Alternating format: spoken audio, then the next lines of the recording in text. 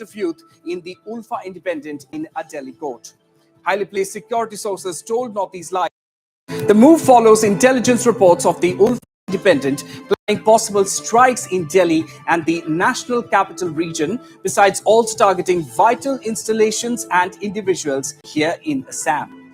As per an MHA order directing the NIA to conduct an investigation, the center has received information regarding recruitment activities of the Ulfa Independent in Assam as well as other parts of the country, including the National Capital Territory, Delhi, to strengthen their cadres with the aim of committing terrorist acts, to threaten the unity and security of India, and to strike terror into the minds of the people.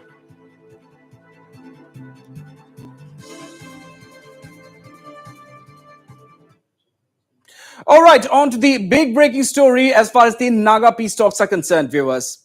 The core committee on the Naga peace talks, headed by Chief Minister Nephew Rio, is awaiting a response from the centre, particularly peace interlocutor A.K. Mishra, on the specific proposals that it had made last month for a smooth progress of the dialogue process, leading to the possible signing of the Naga peace agreement.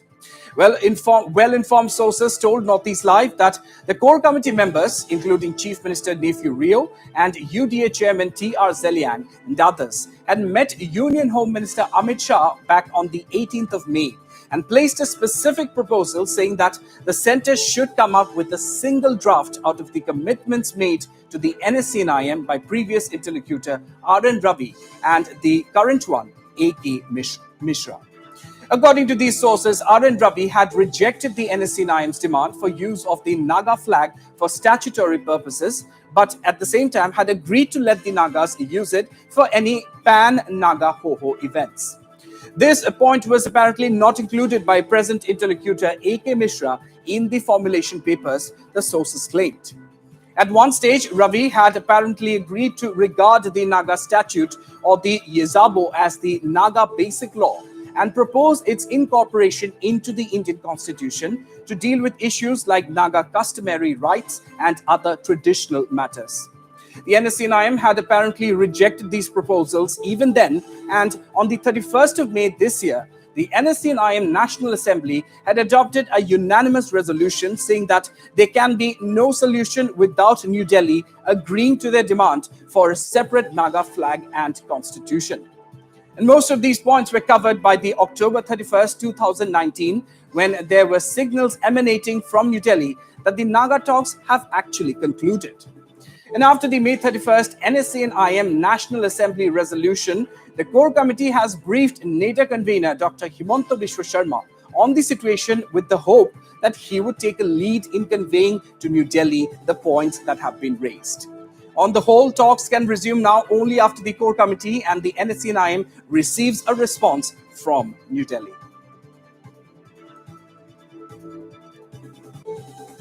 All right, and to give us more details regarding this, I'm being joined now live from our newsroom by our editor-in-chief, Wasbir Hussain. Well, Wasbir, is any communication underway between the government of India as well as the core committee on the Naga political issues? And what inputs do you have regarding this, Wasbir?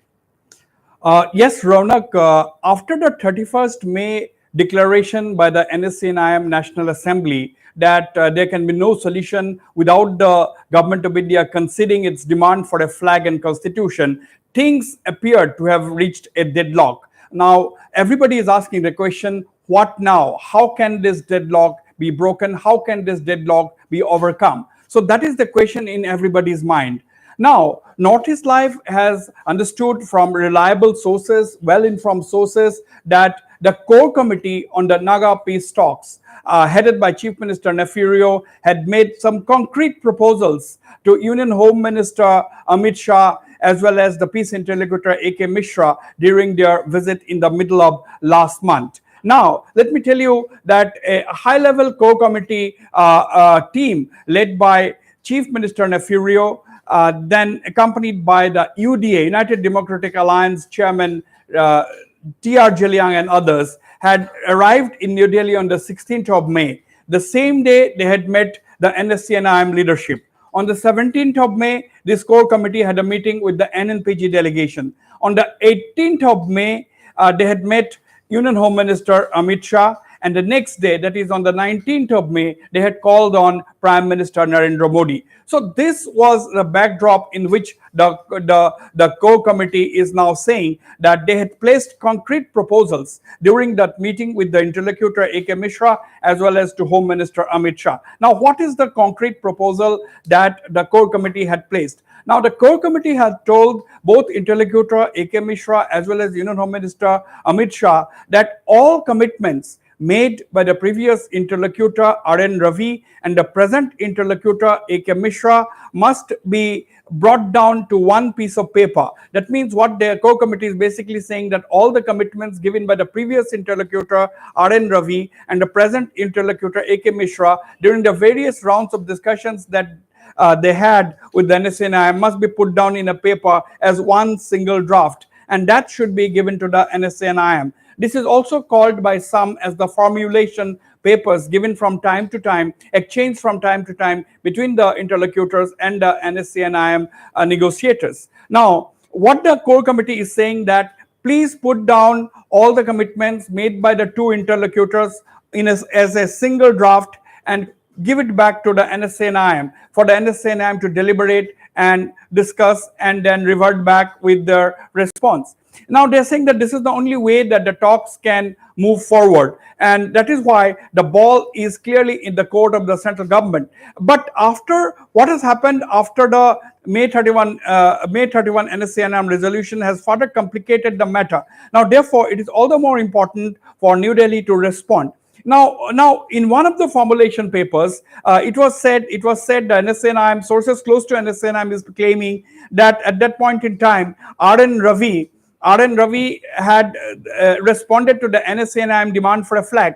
The NSCNIM had demanded that the flag should be allowed to be used as in statutory offices. R.N. Ravi said no, the flag cannot be used as a statutory symbol in offices, but it can be used for cultural purposes in all pan-Naga Ho-Ho events. That was what R.N. Ravi had said. That means in some way R.N. Ravi apparently had agreed to the use of the flag. Now, as far as the constitution is concerned, there are again sources close to NSCNIM are saying that the R.N. Ravi had come to consider the Naga statute or the Yazabo as Naga basic law and said that that could be incorporated into the Indian constitution, meaning that Naga basic law was supposed to have dealt with issues like the Naga customary laws and Naga traditions and cultural ways of living, etc. Now, apparently, when A.K. Mishra took over the interlocutorship of as far as the Naga peace talks was concerned, at least the flag issue did not reflect in the formulation papers, and that was why there was this confusion. Now, that had led to the May 31 National Assembly of the NSCNIM, where the NSCNIM had categorically stated that they are not going to have any solution without the flag and constitution. But let me also put it on record here that even on the earlier occasion when Mr. R.N. Ravi had made these apparent proposals, even on that occasion, sources say, or rather sources claim, that the NSCNIM had rejected those offers even at that point of time. And now they have only formalized that rejection with that May 31 meeting. Therefore, the Naga talks are clearly at a deadlock at this point in time, and things will move only when the central government or the interlocutor responds to the specific proposal made by the core committee that all the commitments must be put together in one piece of paper as a single draft and reverted back to the NSCNIM for the NSCNIM to respond. At the end of the day, everybody wants that the talk should resume. But for the NSCNIM to go back to New Delhi and start the negotiations, they have to get some kind of a response from the central government, especially after their May 31 unanimous resolution on the flag and constitution. Ronak. Absolutely. So, Wasbi, this obviously begs the next obvious question. How, according to you, do you think the deadlock can be broken? Well, you see, after the 31st May NSCNIM National Assembly resolution, which was a very, very clear-cut resolution, which was endorsed by nearly 2,000 of the NSCN leaders and members who were present at Camp Hebron on that occasion. Now, what did the core committee do? The core committee swung into action and had a several hour-long meeting with NEDA convener Dr. Himanta Biswa Sharma. In fact, even before the NSNIM National Assembly session, the core committee had on its own, as well as during talks with the NSNIM, said that they would like Dr. Himanta Biswa Sharma, the convener of NEDA and the Chief Minister of Assam, to take a more active role in the Naga negotiations, Naga peace negotiations, in a bid to take the matter to its logical end. So after the 31st May NSCNIM resolution, they had called a meeting. They had invited Dr. Himanta Biswa Sharma. They had given him a full briefing on what had happened, as well as they have briefed him about their 4-day-long meeting in New Delhi in the middle of May, and had urged upon Dr. Himanta Biswa Sharma to convey the status and the situation to the central leadership in New Delhi.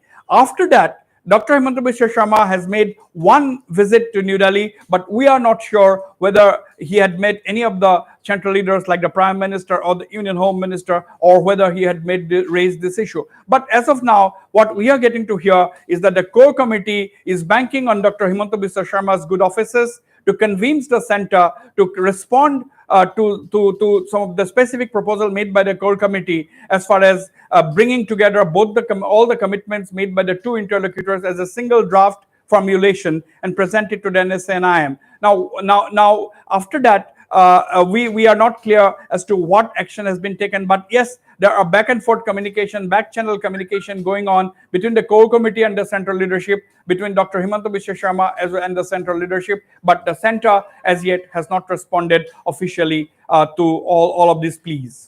Absolutely. So remains to be seen how the center actually reacts to this. So Wasbir Sen, thank you very much for joining us at this point in time and bringing us all of those latest updates. All right, moving on now, viewers. Meghalaya Chief Minister Conrad Sangma today refuted allegations over illegal coke factories operating in the Hill State. Briefing media persons, Chief Minister Sangma informed that all illegal coke factories have been shut following stern directives by his government. However, the Meghalaya Chief Minister maintained that coke factories have proper paperwork and environment clearance are being allowed to operate. Conrad Sangma emphasized that his government has always looked forward for maintaining ecology and economy, and that there is no question of illegal coke factories operating in the state. Besides, the Meghalaya Chief Minister said that the government is mulling to engage better technology so that environment aspects are reduced and employment is generated along with and also at the same time the economy is also sustained. Yes, viewers, the big development coming in from Meghalaya at this point in time as Chief Minister Conrad Sangma today refuted allegations over illegal coke factories operating in the state. Briefing the media, Chief Minister Conrad Sangma informed that all illegal coke factories in the state have been shut down following stern directives by his government. However, the Chief Minister also maintained that coke factories that have a proper paperwork as well as environment clearance are being allowed to operate. Conrad Sangma emphasized that his government has always looked forward for maintaining the ecology as well as the economy, and that there is no question of illegal coke factories operating in the state.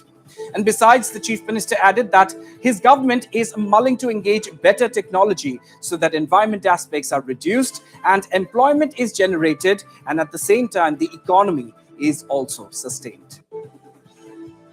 Yes, in fact, we have been always stressing on the fact that the entire movement is towards balancing between the environment, which is ecology, and the economy. And that is the balance and the challenge that we keep working towards. And that is why there are guidelines and principles based on which certain industries can be set. As of now, in the state of Meghalaya, whichever coke plants which were set up illegally, they have been asked to shut down. They have been shut down. And only the ones that have got the paperwork, the environmental clearance, only those are being allowed to function. So therefore, I want to make the distinction that there's no question of any illegal coke plants functioning. And number two, as we move forward, we would want to see that more and better technology is used so that the environment aspects are reduced, while we also look at job creation and employment and ensure that the economy also is sustained. So therefore, the balance between these two is challenging. But as we move along with the help of technology, we are hopeful that we'll be able to achieve that. But to answer your question in one line, there is no question of any illegal plants functioning. Any plant that functions illegally has been closed, and if anything, any other plants that try to come up will also be closed. And on to the big story from Manipur now. Imphal West police have arrested the prime accused behind the June 5th IED blast outside Little Flower School in Imphal. The accused, identified as 46-year-old Thanojam Rishi of Kangla Sangomshang in Imphal East, is allegedly not just involved in the Little Flower School IED blast, but also in a series of explosions in and around Imphal. Imphal West SP K. Shivakanta informed that explosives were also seized from the accused. SP Shivakanta further added that an operation was launched to nab the accused following specific inputs of the presence of antisocial elements and movement at the area of Kangla Sangomshang. According to the police, the arrested person, Thanojam Rishi, is an active member of banned outfit National Revolutionary Front of Manipur. Police also recovered as many as 397 detonators from the possession of the accused. So indeed, viewers, a big breakthrough in the June 5th Imphal IED blast case, with the prime accused finally in the police net. On spot verification, he identified himself as Mr. Thongnogjam Rishi Luangcha, 46, son of Thongnogjam Selung of Kangla Sangomsang Makhalikai, Imphal East. And from him, we found other incriminating items. And in his house, when we do the proper thorough search, we found work set or a work set where he works, and he works to fit the bombs and explosives. So on further interrogation, he revealed that he is a cadre of NRFM, which is National Revolutionary Front of Manipur.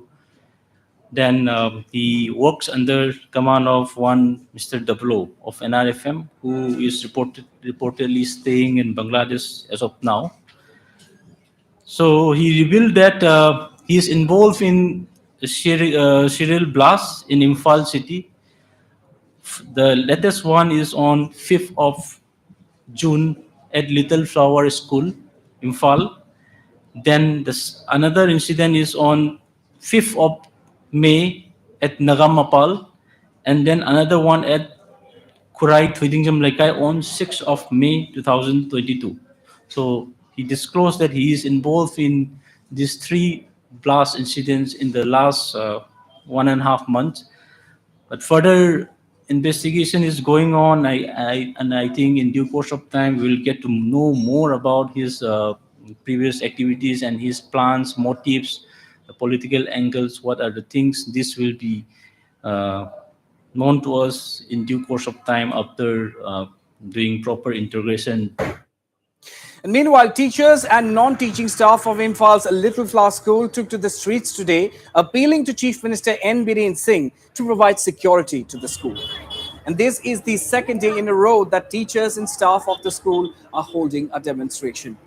It may be mentioned here that the IED blast took place just outside the gate of Little Flower School on the 5th of June.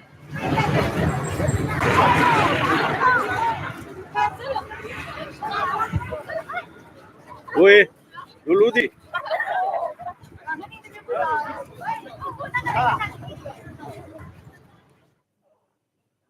And shifting focus now.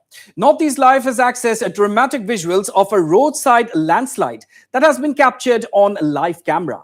That's right, viewers. A landslide occurred near Reshi at Pedong under West Bengal's Kalimpong district this afternoon, which has been caught on camera by onlookers. As you can see on your screens, viewers, the dramatic visuals as rocks and debris start crumbling down by the roadside, much to the alarm of those present who rush to find safer ground. Take a look. अरे बाप रे हाँ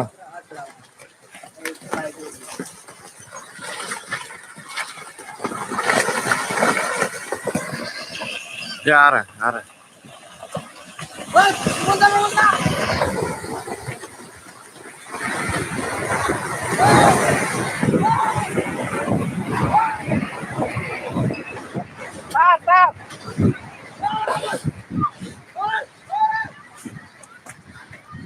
अरे बाप रे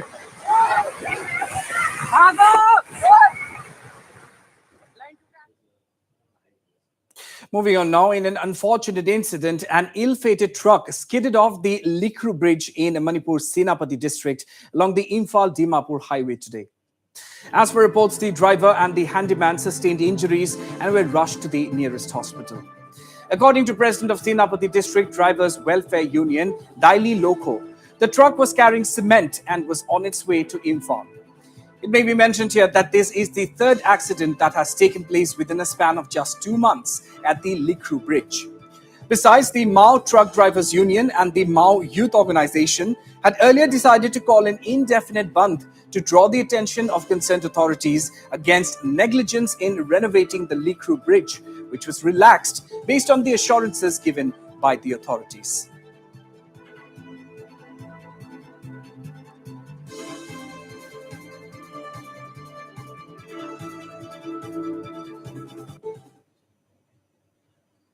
All right, it's time for a very short break here, viewers, but don't go anywhere. Lots more coming up on the other side. Stay tuned.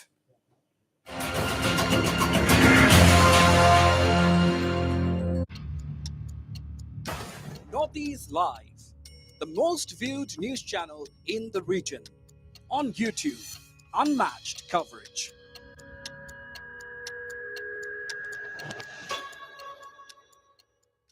সুগন্ধ ৰং আৰু সোৱাদ খাতি এভৰিডে জিভাত দিয়ে আসল জুতি everyday spices 100% test everyday spices best Himalaya Purifying Neem Face Wash. এও এক্সপার্ট কেনে কই এটু ক্লিনিক্যালি প্রুভেন হয় যে ইয়ার আছে নিম আৰু হালধিৰ এন্টিব্যাকটেৰিয়েল গুণ যি পিম্পল আটল কৰে আৰু স্কিন কৰি তোলে একেবাৰে হেলদি বাহ Himalaya Purifying Neem Face Wash, pimple free, healthy skin or expert.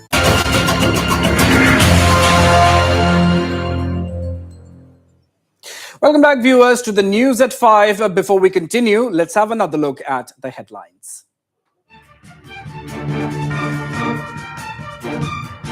Centre orders NIA probe into Ulfa Independent recruitment. Ulfa Independent carrying out recruitment activities even in National Capital Territory, says Intel reports. Outfit conspiring to target forces and step up extortion.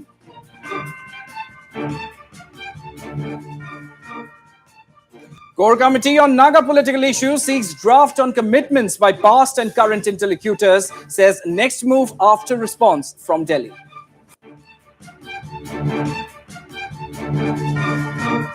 No illegal coke factories left in Meghalaya, claims Chief Minister Conrad Sangma. State government serious about ecology and economy, says Chief Minister Sangma.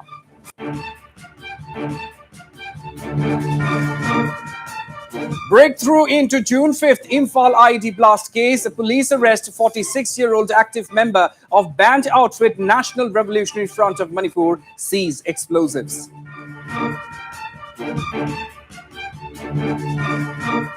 HSLC results declared in Assam. A pass percentage of 56.49, lowest in 3 years. 54 students make it to top 10 list.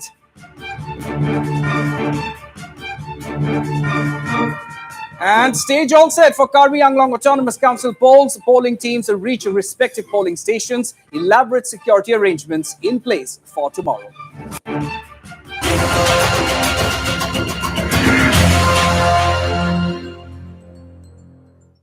Welcome back, viewers, and on to another big story from Assam.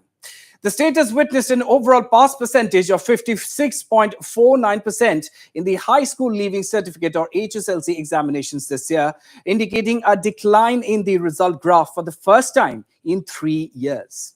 Also, it has been seen that boys have outshone the girls in this year's examinations. Amongst the districts, Chirang registered the lowest pass percentage of 34.27%. Meanwhile, Dhemaji has the highest pass percentage at 85.46%. And if we look at the district-wise performance, 6 students each from Kamrup Metro, Lakhimpur, Shivsagar and Nagaon have made it to the top 10 list. Roktotpal Saikia of St. Mary's School in North Lakhimpur topped the top 10 list by securing a total of 597 marks out of 600. He was followed by Bhuyashi Medhi of Little Flower School, Nolbari, who secured 596 marks. The third position was collectively secured by Mritu Pawan Kolita of Don Bosco School Keroni, Labib Muzib of Don Bosco Higher Secondary School Boiragi Mat, and Partha Pratim Das of Lohit Dikrong Higher Secondary School Bipuria.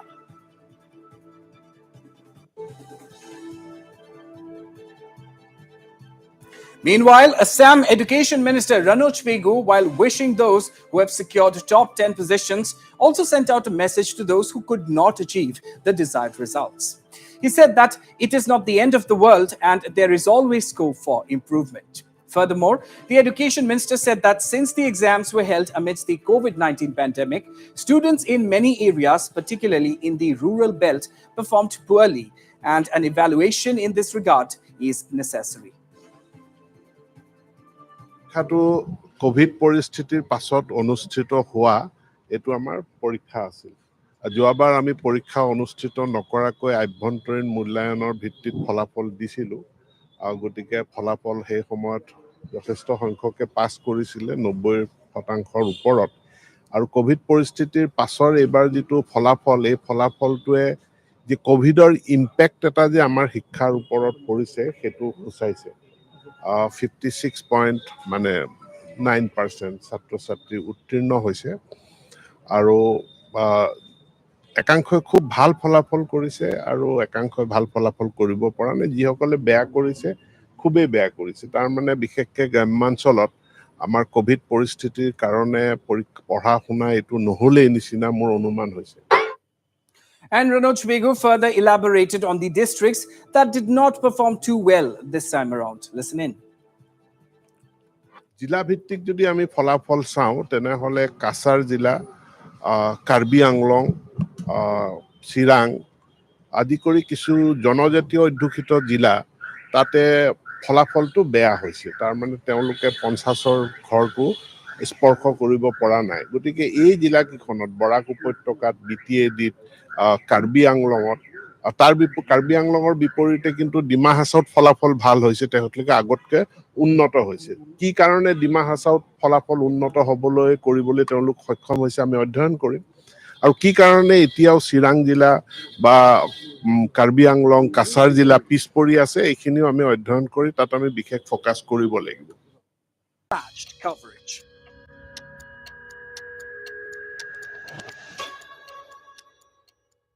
সুগন্ধ ৰং আৰু সোৱাদ খাতি everyday